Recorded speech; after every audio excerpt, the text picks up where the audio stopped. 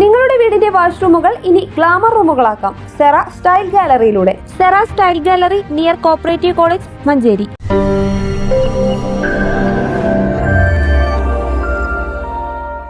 മാലിന്യമുക്ത നവകേരളം ജനകീയ ക്യാമ്പയിന്റെ ഭാഗമായി ലൈബ്രറി കൗൺസിലിന് കീഴിലുള്ള നഗരസഭാ പരിധിയിലുള്ള ലൈബ്രറികളെ ഹരിത ഗ്രന്ഥാലയമായി പ്രഖ്യാപിച്ചു.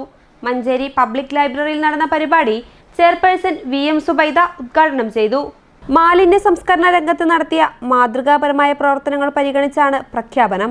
നറുകര യുവജന വായനശാല, കിടങ്ങഴി ജനകീയ വായനശാല ആൻഡ് ഗ്രന്ഥാലയം, കോവിലക റോഡ് P സരോജിനിയമ്മ ഗ്രന്ഥശാല, ക്രസന്റ് ലൈബ്രറി, അരുകിഴായ ഗ്രാമസേവാ സമിതി വായനശാല ആൻഡ് ഗ്രന്ഥാലയം, മാസ്കോ പൊതുജന വായനശാല മേലാക്കം, പുല്ലൂർ സുവർണ ലൈബ്രറി, കോവിലകംകുണ്ട് സൗത്ത് വായനശാല എന്നിവയാണ് ഹരിത ഗ്രന്ഥാലയമായി പ്രഖ്യാപിച്ചത്.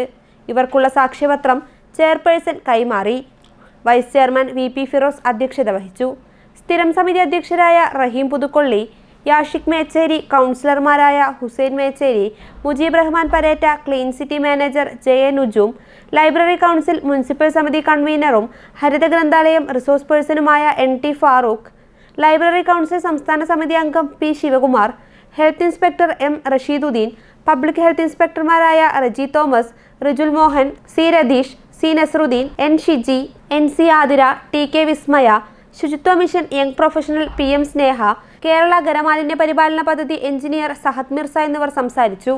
News bureau, Manjeri.